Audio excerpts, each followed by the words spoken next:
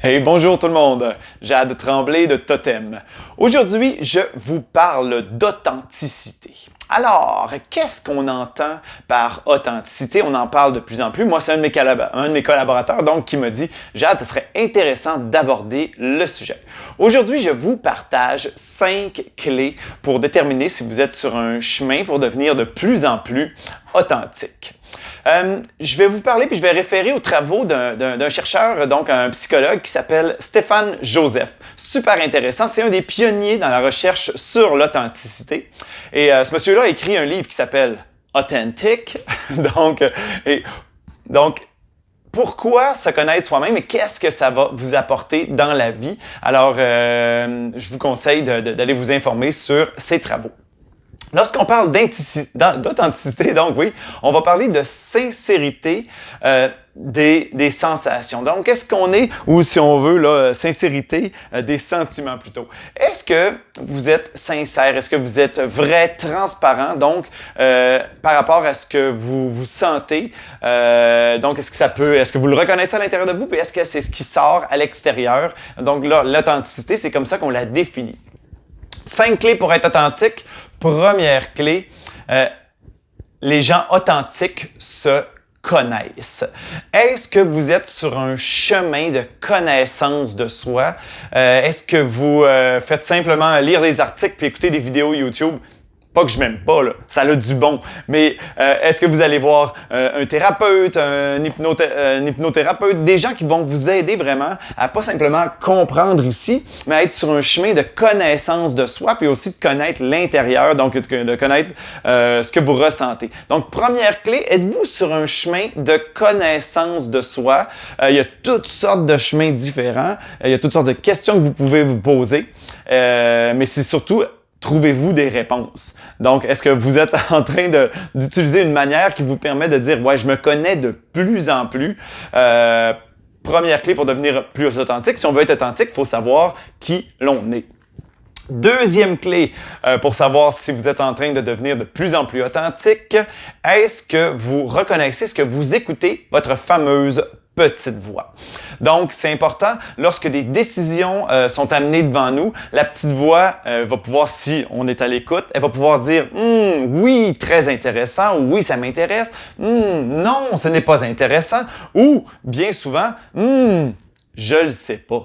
Donc, ça arrive souvent que notre petite voix, si on est à l'écoute de la petite voix, elle va dire « c'est blanc », c'est noir ou il y a des bonnes zones de gris entre les deux, donc elle n'aura pas la réponse. Donc, être à l'écoute de sa petite voix, ça veut dire reconnaître quand elle dit oui, reconnaître quand elle dit non, mais aussi reconnaître quand elle dit « je le sais pas ». En ce moment, je le sais pas. Alors, deuxième clé, êtes-vous à l'écoute de votre petite voix? Et quand votre petite voix vous dit « je le sais pas », est-ce que c'est ce que vous communiquez aux autres? Parce que c'est important aussi, ça.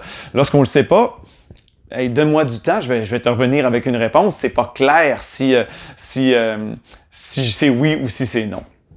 Troisième clé, est-ce que vous comprenez toute la complexité qu'il y a dans les sensations? Donc justement, dans cette fameuse zone grise-là, est-ce que vous êtes au courant de toute la complexité? Donc c'est normal que parfois, devant un nuage, vous ayez à dire je le sais pas, je vais te revenir avec ça. Et là, ben des fois, hein, on le sait, il n'y a pas de bonne ou de mauvaise réponse.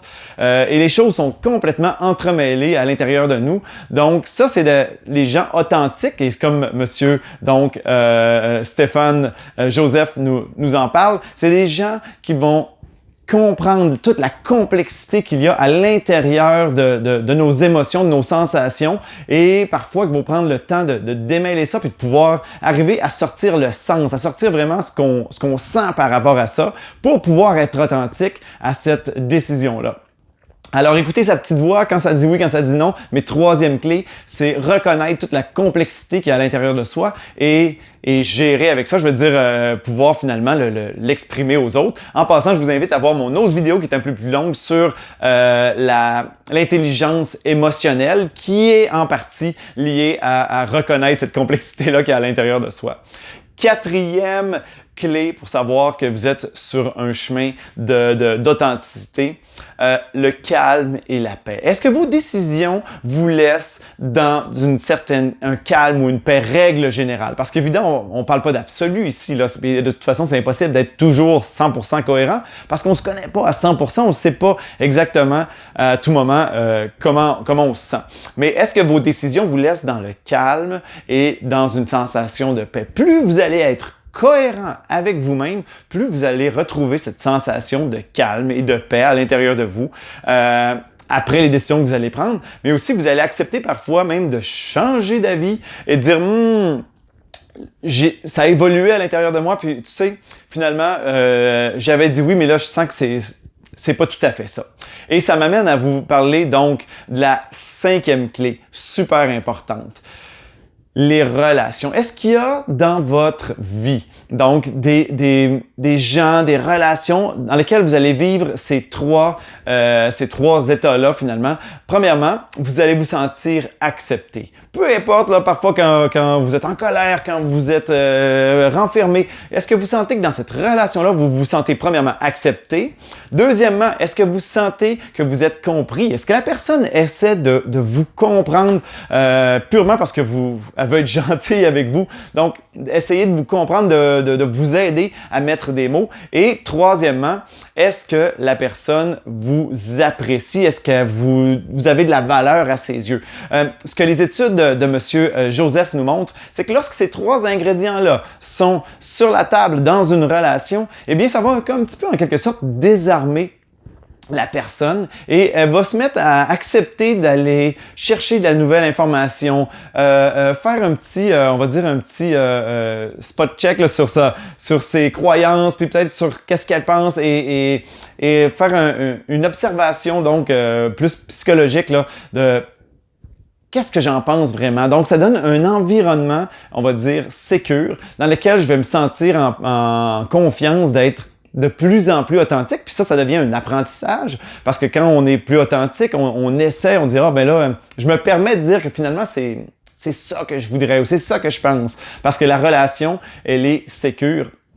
Et ce qui a été montré, donc, c'est ce genre de relation-là où on va trouver de l'acceptation, où on va trouver de l'appréciation. Donc, on se sent apprécié, valorisé pour qui on est et on se sent écouté. Ces 3 ingrédients-là lorsqu'ils sont dans une relation. Donc, quand je vous dis ça, est-ce qu'il y a des gens qui vous viennent en tête? Ces gens-là, dites-vous qu'ils vous aident à développer votre authenticité. Alors, notre cher ami nous laisse, mais moi, je vous laisse, et aussi les recherches de M. Joseph nous disent que plus on est authentique, c'est ce qui amène à vivre, je veux dire, un bonheur profond, durable, un bonheur réel. Je ne réutiliserai pas le mot authentique. Alors, mais je vous invite simplement à vivre dans l'authenticité de plus en plus. Je me permets de vous répéter les 5 clés. Tout d'abord, est-ce que vous écoutez votre petite voix? Est-ce que vous êtes sur un chemin de développement personnel? Est-ce que vous comprenez toute la complexité qu'il y a dans les sensations, dans le ressenti? Est-ce que vos décisions vous laissent plus de paix, plus finalement plus léger? Et cinquièmement, est-ce que vous avez des relations qui vous donnent la sécurité? Alors, voilà. Bon visionnement, merci. Au revoir.